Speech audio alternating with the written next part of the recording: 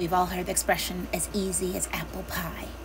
Let's just see how easy it is. This is my first attempt at baking apple pie in my tiny house, and therefore my tiny little easy bake oven. No, it's a toaster oven. So the first step, of course, taking the apples and peeling them all.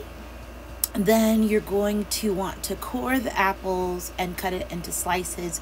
You could, of course, do that with a regular knife. I have an apple core because I'm fancy like that. Not really.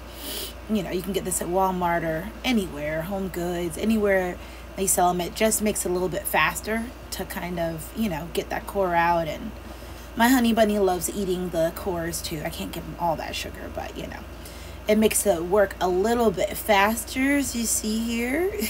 Though I'm kind of forcing it. It's a little dull, but I think that's better so it doesn't end up slicing up your fingers. So once you have all those done, put them in a bowl. And then you're going to season them. I had a recipe I got off of Pinterest. I will try to add it to the picture.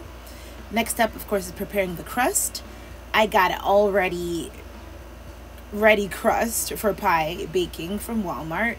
And after it's defrosted a little bit, you mold it to fit the pan. Mix up the filling all together. These are some of the ingredients there. Cinnamon, vanilla.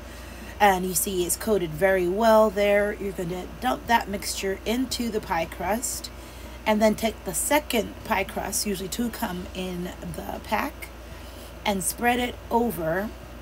I think this is called the Dutch apple pie because it's the one that has the little cuts, the vents in the middle so it can breathe and doesn't explode. So there's a fancy video of me pinching them together using your fingers. It is important to follow the directions on how long you allow it to thaw out, because if it's too mushy, then you'll get little tears like this, or if it's not mushy enough, I should say, it's a little too hard, then you have to kind of force it and then patch it together. It looks fine once it's cooked. You're going to cut off the excess, and then you cover the edges because they tend to burn first. They cook faster because it's just the dough, with some aluminum foil. And that was a tip I had never thought of before. But I kind of like it to still have a little bit of a ripple effect. Make sure you put those vents in the middle that you've always seen, the little cuts there in the middle, because otherwise the contents, as they start to boil and cook, will kind of blow up, which actually sounds cool, but you don't want it in your oven.